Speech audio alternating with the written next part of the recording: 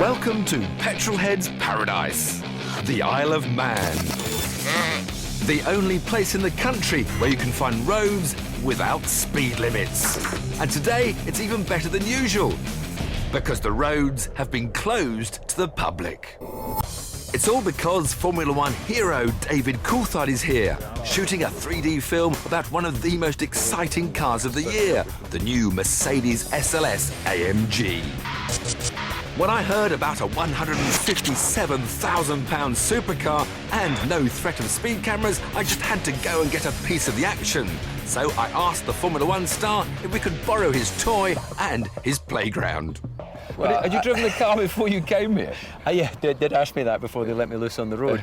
Yeah, in the car park in Hockenheim, when I was at one of the DTM races earlier this year. So, no, I hadn't really got a great deal of experience, but it performs well. So what impressed you most about a car here? The stability at high speed. How fast did you go? Well, apparently, I didn't actually look at the speedometer at that point, but apparently I was just over 160 miles an hour. Now that sounded like a challenge. In theory, the SLS's 6.2-litre V8 is good for nearly 200 miles an hour. But on these twisty roads, I just wanted to go faster than Coulthard. Don't try this at home, kids.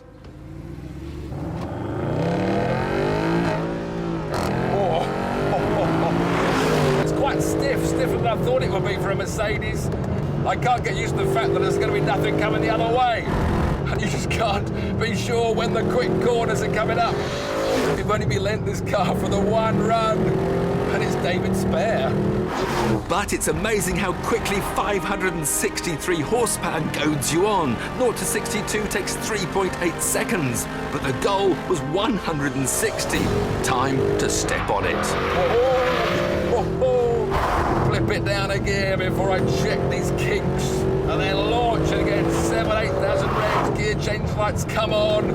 If you hit the rev limiter, it really dies. You do need to change before that light goes red, otherwise the car dies against you. It's 120, 130, 7,000. Reassuring brakes. I haven't got the £8,000 ceramic extras that David's got. 135. 140, 145 miles an hour.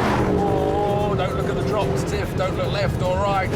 Very good, smooth gear change. Not as fast as the milliseconds I was expecting, but quick enough as it is. Whoa, right, left, that's the proper kick. The composure is amazing. The body shell feels very stiff and rigid. There's not too much roll. Much better steering response than I expected. Finally, a straight. My last chance to hit 160. 140, 150, just touching 160 miles an hour. Oh, I tell you, this is an exciting car. I'd equalled David's speed, and after just 7 miles of driving on the absolute limit, was blown away. Well, I'm impressed. A lot more feel than I thought. Amazing engine power, great belching V8 noise. Oh, it's got a bit of a puff on. Once the adrenaline had died down, we were able to draw a conclusion. It's actually only at high speed that the SLS really comes alive, a point David agreed with. Certainly for the autobahns, I think it'd be good. But I get the impression that driving, below 60 miles an hour would be a bit of a disappointment. At low speeds, it might feel more like a Mercedes saloon than a Ferrari-beating supercar, but once it's on song, the SLS is absolutely scintillating.